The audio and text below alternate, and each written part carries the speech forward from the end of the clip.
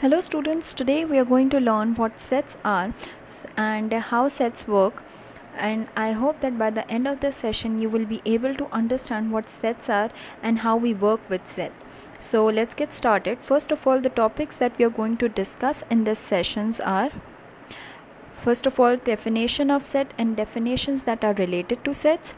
Then we will be learning operations on sets, and finally we will be learning what are the properties of operation on sets. So let's get started. First of all, we need to know that what is the definition of set. So by definition, a set is a well-defined collection of distinct objects. Now distinct object means that it can be a set of anything. It can be a set of numbers, it can be a set of places, it can be a set of alphabets, and so on. But before defining what exactly sets are, firstly we need to know that if something is written out there, how we will be able to know that it is a set. Now for something to be written as a set, it should be represented in the form of curly brackets. That means that if we are defining some set of integers, some set of alphabets, it has to be enclosed, yet those alphabets, those numbers should be enclosed in a curly bracket. Let's say, for example, if I take set of positive integers, so the integers from 1, integers starting from 1 till so on, these are all set of positive integers. Or if I say set of alphabets, now alphabets starting from A till Z, all the alphabets that are enclosed in curly brackets or set. Or set of colors which includes red, yellow, blue and green. Now distinct object means these all positive integers, alphabets, colors, or we can take places or whatever. These are all distinct object.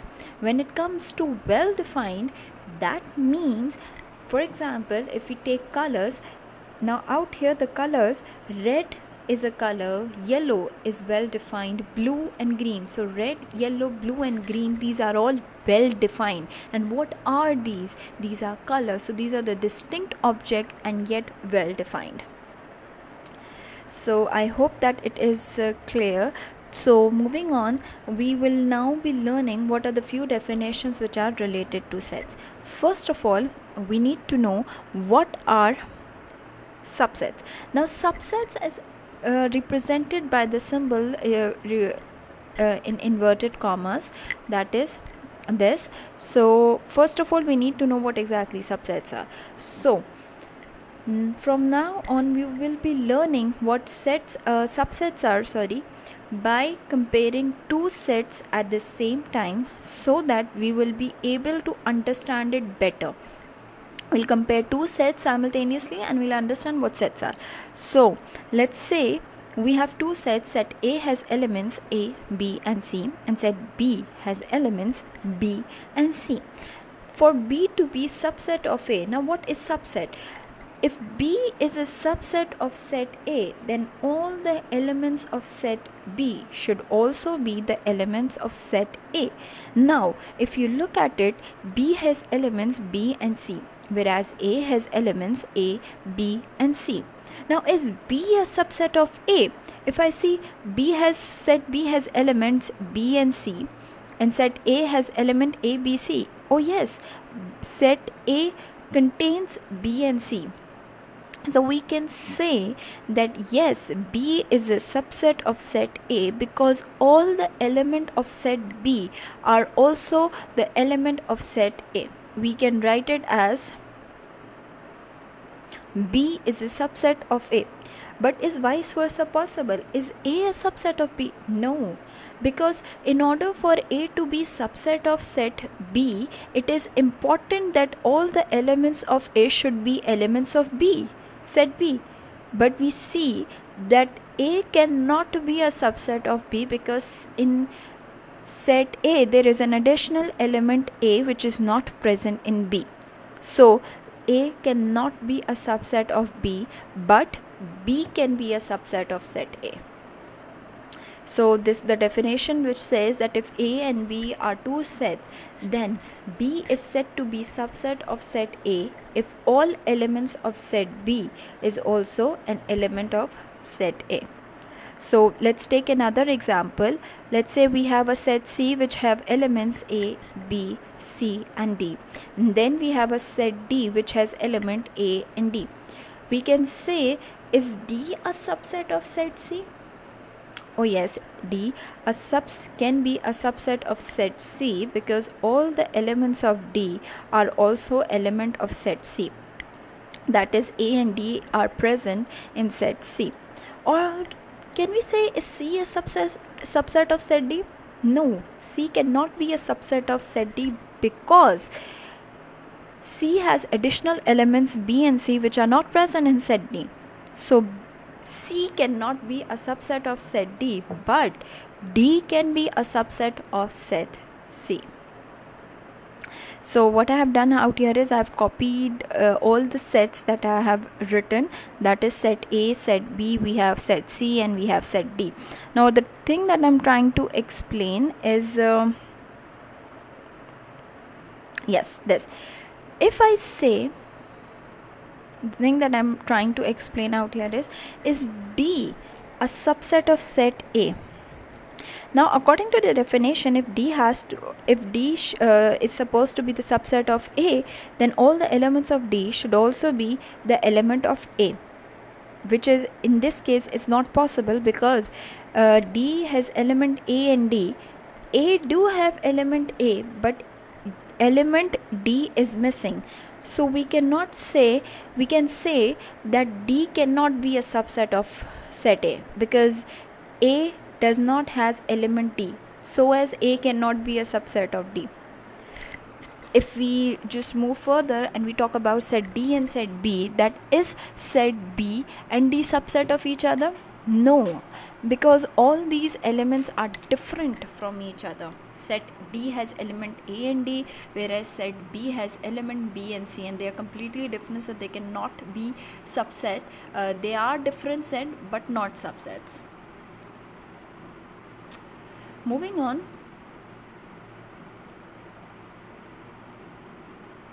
okay, this is one of the important thing, that null set is a subset of every set. Null set is defined as phi, or we can just write an empty set. So okay, here comes proper subset. Now what proper subset are? Let's just go through its definition first. It says that if B is a proper subset of A, then all elements of B are in A, but A contain at least one element that is not in B. Now what does that mean?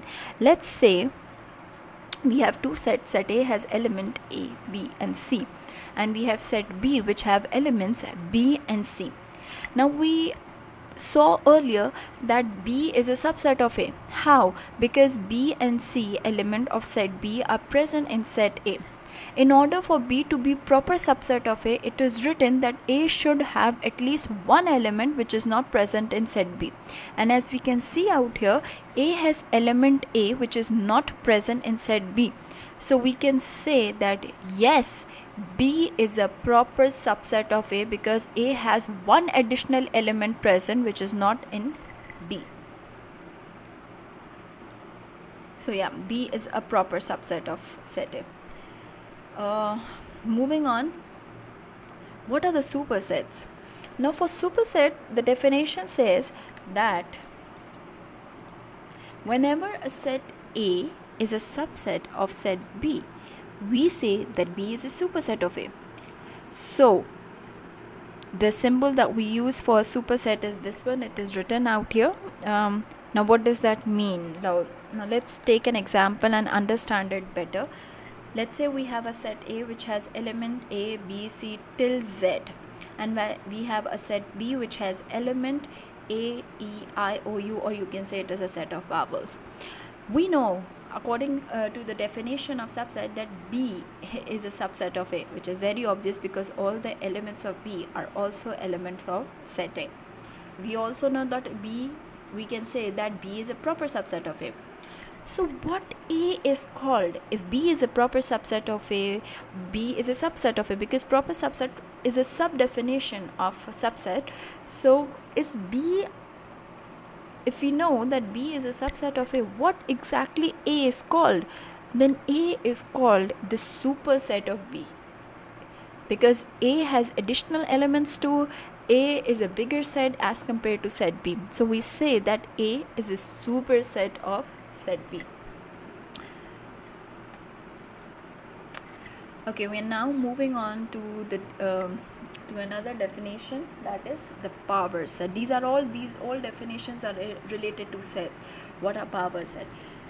Power set says that the collection of all subset of set A is called the power set of A, and it is denoted by P of A. In power set, every element is a set. Now, notable thing is, when we were talking about elements, we say that they have single elements, different elements combined together in a set or enclosed in a curly brackets, which we call set. Now, what does that mean, that every element is a set? But for that, before that, we need to know that how we calculate subsets of all. In order to understand power set, we first need to know that how we calculate subsets. So let's take a set, that is set A, which has elements 1, 2 and 3, and set B has elements A, B. Now we need to calculate, we need to find out subset of A and subsets of B. Now how to calculate it? For subset, we use a formula. In order to find out subsets, we use a formula, that is, it is a general formula, 2 power m, where m is the number of elements present in a set. So when we are talking about set A, according to the general formula, 2 power m, if we look, the number of elements that are present in set A are 1, 2 and 3. That is, there are 3 elements present in set A. So 2 power 3 is equals to 8. Now how we make subsets? See, these are all the subsets that are made using the element of set A. Now as we saw earlier, that null set is a subset of every set. So the first subset we have written out here is a null set. Then we have written a set of 1, set of 2. That means we are using the elements of set A and we are making different set from those from the elements of set A. That is how we make subsets. So we have made a set of 1, element 1. We have made a set of element 2 using that of subset of set A. We are using element 3 and we just made a subset of it, so as all the possible subset, all the possible numbers, that is 1, 2, then 1, 3. Okay, the one thing that we need to know, that we have to move in forward direction. We can't say 2 comma 1, because 2 comma 1 or 3 comma 1, they are both same, they both are same. So just write it down once, that 1 comma 2, 1, 3, 2, 3. So how many sets are there? There are 7 sets, and the last subset is 1, 2, 3 itself. Or if we write it down 1, 2, 3, obviously 1, 2, 3 can also be a subset of set A. So this is all the possible way of making it. And if we talk about set B, so 2 power 2 is equals to 4. So 4 elements or 4 subsets will be made. 4 subsets are made using the elements of set B. The first one is null, the second one is set A, third is set B, and then we can also make a set which is AB. We will be looking forward that why AB itself is a subset of set B. It can be, it is a possibility that they are. So we will be looking in further definition that are they somewhat interrelated to each other or not. So yeah, these are the ways of making subset.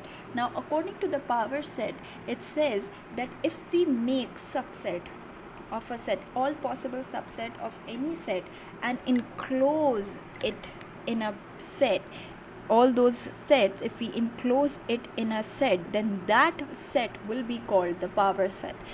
And as it is written there, that in power set every element is a set. So we can now understand it better, that for example, if we have a set A which has element P and Q, and we need to find out its subset, so as using the knowledge that we had earlier, that how to make subset, we know that set A has elements phi, set P, set Q, set P and Q. So if I just, what I did it for power set, I just enclosed all these subset into a set. Now if I enclosed all these subsets into another set, then this complete set is called power set of set A. I hope it is understood. We are moving on to a next definition, that is the equal sets. Now what is equal set? So for equal set, they say the two sets are equal if they have precisely the same members. Precisely the same members means they should be identical to each other. In other words, we can say that two sets are said to be equal if they are identical to each other. Now out here, the one thing that needs to be noted is order is not important. The main focus is that both the sets should have same elements. It doesn't matter what order they follow. Let's say we just go through it with the help of an example. Let's say we have we have set A which have elements 1, 2, 3, 4, 5. Then we have a set B which has elements 3, 1, 5, 4, 2. Now are these equal? If we look at both the sets, we can say that yes, both set have 5 elements. Set A has 5 elements, set B have 5 elements, and we can see that both the sets have 5 elements and they both are identical. How they are identical? If you just look at it, set A has elements 1, set B has element 1, set A has element 2, set B also have element 2, set A has element 3, so as B, 4, we can see 4 is present in set B, and 5 lastly, which we can say that 5 is also present in set B. Now as I said earlier, that order is not important out here. The elements should be identical, precisely the same members. The elements should be same, they should be identical. It doesn't matter what order they follow. So we can say that yes, both the sets are equal because they both have identical elements. So we write it as A is equals to B. And I hope that we understood that in subsets as well, a set can also be made using all the elements of those sets. Moving on, which is I hope the last definition, which is related to set, that is equivalent set. Now what are equivalent set? Earlier we talked about two sets having identical elements. Okay, let's say if two sets have same number of elements, then what are they called? That elements or that set, those particular two set, if they have same number of elements. Now we are not talking about identical elements, we are saying that if two sets have same number of elements, then those two sets will be called equivalent sets. Let's say how. For example, if we have a set A which has element A, B, C. We have a set B which has elements 1, 2 and 3. Now we can see that both are different from each other. Set A is a set of alphabets, A, B, C. Set B is a set of numbers 1, 2 and 3. But if we say that does these two set hold any relation between them? So if we look at it, yes, A has elements A, B, C, that means A have 3 elements.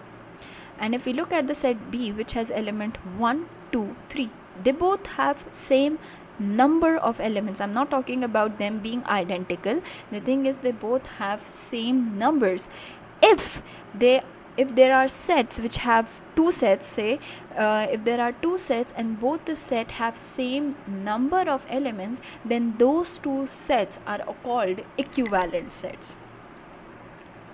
Like this. if two sets have same number of elements, then we say that they are equivalent sets, and this is the symbol that is used to define the relation between two sets. They're not identical, they have same number of elements. Since they have same number of elements, they are called equivalent sets. So guys, this is all for definitions that are related to sets. I hope that you have understood what sets are, what are the definitions which are related to set. These are these are important definitions which are related to set, which will help us further when we move forward with operations on set and the properties of operations on sets.